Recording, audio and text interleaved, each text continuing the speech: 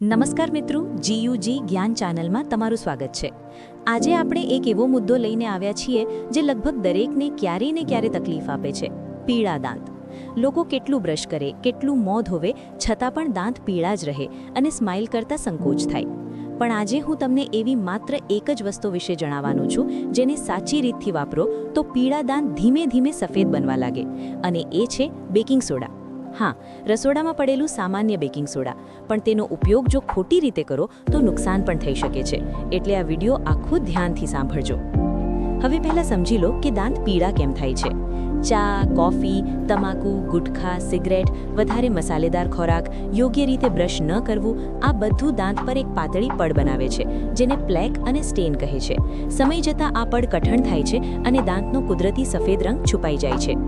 Baking soda એક હળવું એબ્રેસિવ છે અને અલ્કલાઇન સ્વભાવ ધરાવે છે, એટલે એ દાંત પર જમેલા સ્ટેનને ધીમે ધીમે ઘસી કાઢે છે અને મોંનું એસિડિક વાતાવરણ પણ ઘટાડે છે, જેથી બેક્ટેરિયાની વૃદ્ધિ ઓછી થાય છે। પણ અહીં લોકો સૌથી મોટી ભૂલ એ કરે છે કે રોજ બેકિંગ સોડાથી દાંત ઘસે છે। એવું કરશો તો થોડા સમયમાં દાંતનો ઉપરનો ઇનામેલ લેયર ઘસાઈ જશે, દાંત સંવેદનશીલ બનશે અને ઠંડુ ગરમ લાગવા લાગશે। એટલે આ કોઈ ડેલી રેમેડી નથી, આ એક ટ્રીટમેન્ટ છે। હવે સાચી રીત સાંભળો। 1 ચમચીના ચોથા ભાગ જેટલું બેકિંગ સોડા લો, તેમાં 2-3 ટીપા પાણી અથવા નારિયેળનું તેલ મિક્સ કરો જેથી પેસ્ટ બને।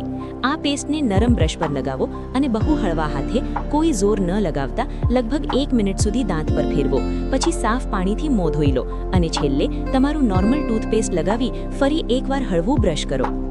આ પ્રોસેસ તમારે માત્ર અઠવાડિયામાં એકવાર અથવા વધારેમાં વધારે 10 દિવસમાં એકવાર કરવો છે, રોજ નહીં।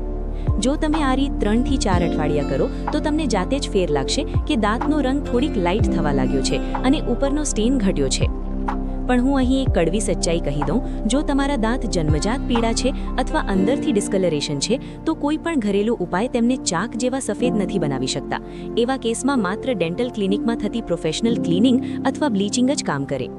એટલે ખોટા સપના ન જુઓ, આ ઉપાય સ્ટેન દૂર કરે છે, રંગ બદલતો નથી। હવે થોડા મહત્વના સાવચેતીના મુદ્દા।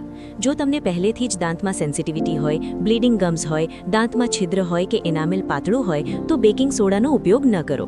જો પહેલી વખત વાપરો અને દાંતમાં ઝીણી ચૂભન, બળતરા કે વધારે ઠંડુ ગરમ લાગવા લાગે તો તરત બંધ કરો। બાળકો માટે આ ઉપાય બિલકુલ નથી। અને સૌથી મહત્વનું, બેકિંગ સોડા કોઈ મેજિક પાવડર નથી। જો તમે રોજ ચા, કોફી, ગુટખા, તમાકુ ચાલુ જ રાખશો અને પછી કહેશો કે બેકિંગ સોડા કામ નથી કરતું, તો સમસ્યા બેકિંગ સોડામાં નથી, તમારી આદતોમાં છે।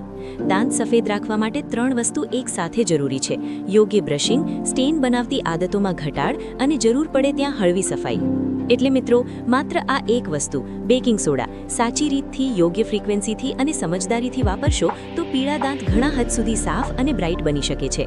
જો વિડીયો ઉપયોગી લાગ્યો હોય તો લાઇક કરો, શેર કરો અને જીયુજી જ્ઞાન ચેનલને સબસ્ક્રાઇબ કરજો, કારણ કે અહીં તમને હંમેશા એવી જ સાચી, કામની અને લોજિક આધારિત માહિતી મળતી